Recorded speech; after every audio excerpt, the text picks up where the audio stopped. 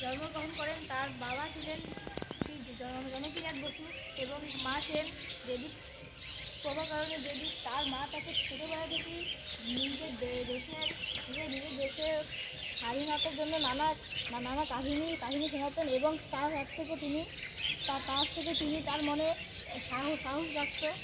তিনি একটি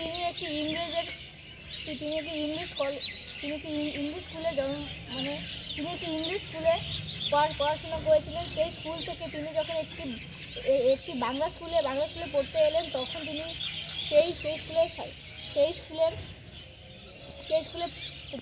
পোশাক দেখে তিনি অনেকটি আচমকিত হয়ে গেলেন। সেখানে ধুতি পাঞ্জাবি লোকে পরে আসতো, আর তখন সুভাষচন্দ্র বসু তখন পরে এসেছিলেন প্যান্ট শার্ট। সেই দেখে তার পরের দিন যখন আবার স্কুল শুরু হলো, তখন তিনি আবার সেই ধুতি পাঞ্জাবি পরে এলেন। নেতাজির বাবা ছিলেন খুবই কঠোর।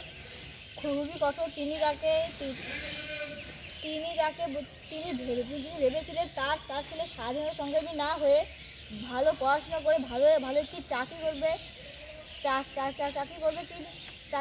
করবে। কিন্তু নেতাজির স্বপ্ন ছিল তিনি বড় হয়ে আমাদের দেশের জন্য নানা কাজ করবেন। তাও তিনি তার বাবার কথা রাখার জন্য আইপিএস পরীক্ষা দিলেন, আর সেই পরীক্ষা থেকে উত্তীর্ণ লাভ করলেন। কিন্তু উত্তীর্ণ লাভ করার পরেও তিনি সেই চাকরি নিলেন না। তিনি শুধু তার বাবার কথা রাখলেন। তারপর তিনি জাতীয় কংগ্রেসের দলে ঢুকে পড়লেন। তিনি সেখানে তার আলাপ হলো চিত্তরঞ্জন দাস ও মহাত্মা গান্ধীর সঙ্গে। কিছু তিনি তাকে নেতাজি সুভাষচন্দ্র বসুকে